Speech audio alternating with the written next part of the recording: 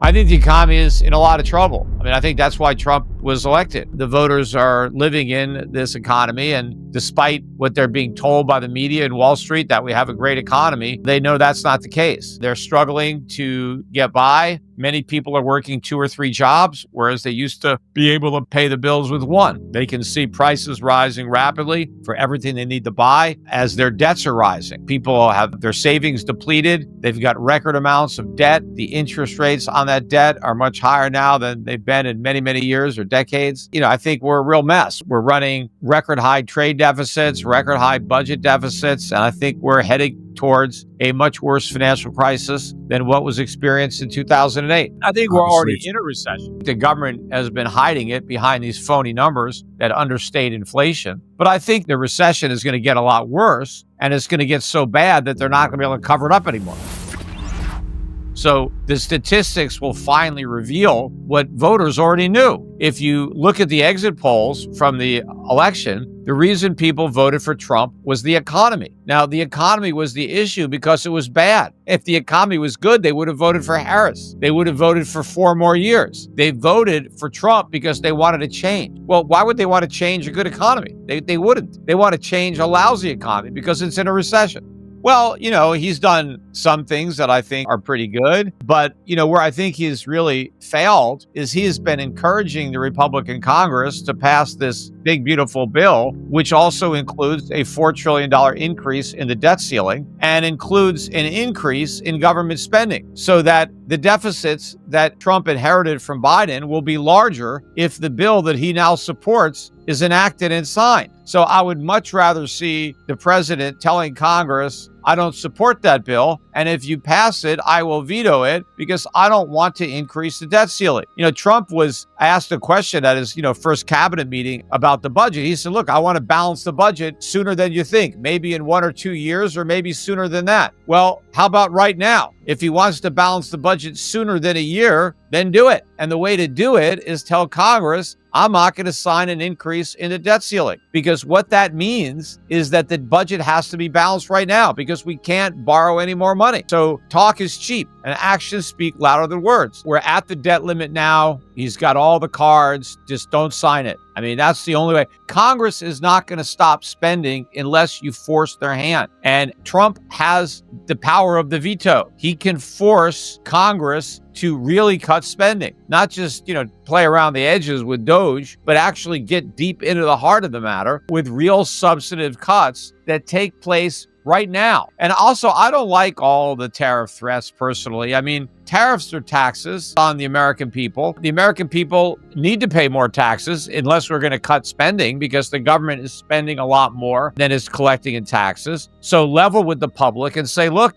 we got to raise taxes because we're spending too much money. And the way I'm going to raise taxes is tariffs. And it's going to mean that everything you buy is going to be more expensive because of these tariffs. And that's the reality. I mean, I don't like trying to fool the public into believing that they're getting something for nothing. This whole idea behind an external revenue service is nonsense. There is no external revenue. All the revenue is generated internal. Americans pay tariffs just like we pay sales taxes. It's the same concept. It's a consumption tax. In the case of a tariff, we're taxed if we consume imports. But also, if imports are going to be more expensive, then the domestic products that compete with those imports will also be more expensive because they have less competition. That's why a lot of U.S. companies love the tariffs, because it means they can charge higher prices. But it's the American customer who's going to pay those higher prices.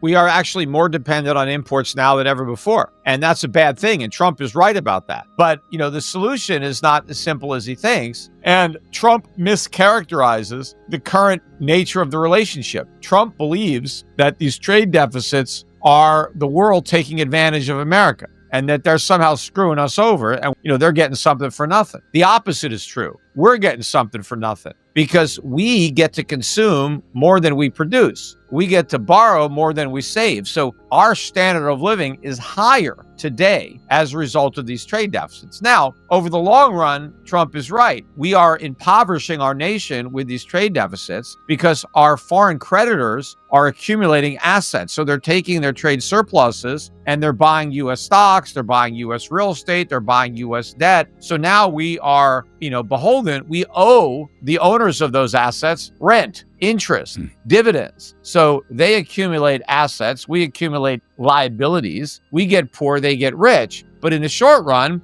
our life is better. But what we're doing is we're selling off our cows so we can have milk. And, at the end of the day, if we can't import milk and we no longer have any cows, we're in a lot of trouble. But to address these imbalances is going to require a severe U.S. recession because we have to stop consuming and we have to start saving again so we can build the factories that we no longer have, so we can rebuild the supply chains that no longer exist, so we can train the workers to do these jobs because we don't have the workers right now. We wasted time sending them to college studying sociology, right? So we got to get those kids into a factory. It's going to take a long time to be able to produce what we now import.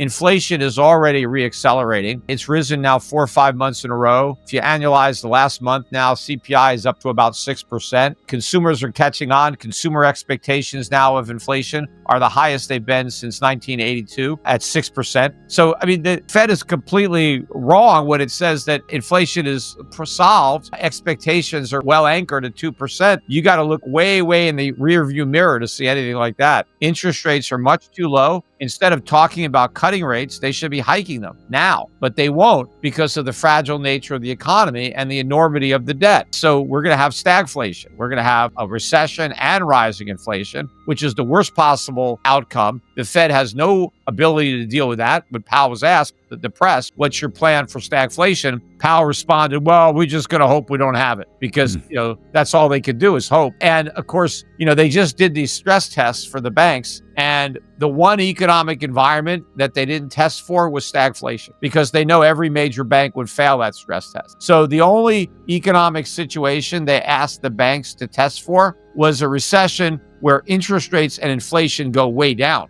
That's not that bad. How about a recession where interest rates and inflation go way up? How about stress testing that? That's stress. And of course, they didn't do it because they'd all fail. So, why bother?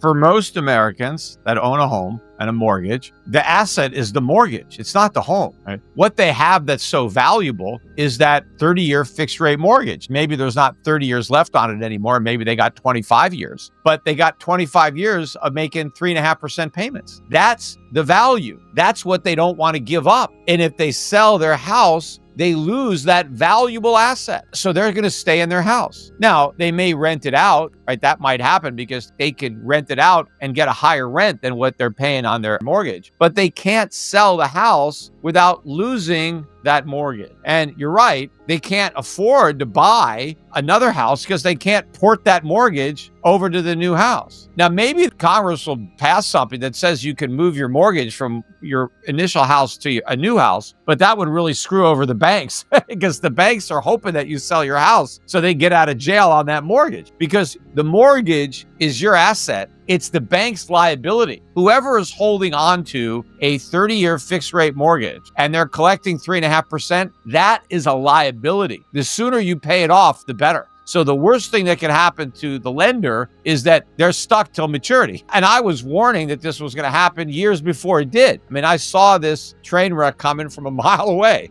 In some cases, people are going to have to sell their home. Maybe a lot of people in the DC area, if they get fired, they may want to sell their homes. They may not want to stay in DC. And so there could be a glut there and the prices will come way down because there's probably not a lot of people that want to buy them. But the problem is, right, if you need to sell your house, the buyers can't get a 3-4% mortgage anymore. They're paying 7%. And so most people who buy homes with a mortgage buy the monthly payment. They don't even really think about the price. They think about what are my payments and they compare that payment what they're earning and their budget. And so if the mortgage is 7% and not 3%, the monthly payment is much higher. So I either have to buy a much smaller house that's less money, or I got to buy the house I want at a much lower price. But, if the house that I have to buy is too small for me, then why even buy it? I might as well keep renting. But, there's not a lot of pressure on the sellers to lower their price because what are they going to do if they sell? I mean, where are they going to live, especially if they've got a low mortgage? But if the seller loses his job and can't even pay that low mortgage, now there's going to have to be a transaction. And now not all homeowners have fixed mortgages. There are people that have ARMs. And so these ARMs are going to reset. There are people that took out a fixed rate mortgage where it was only fixed for the first 5 years or the first 10 years, and then they reset. And so these guys are going to have a shock when the resets come in.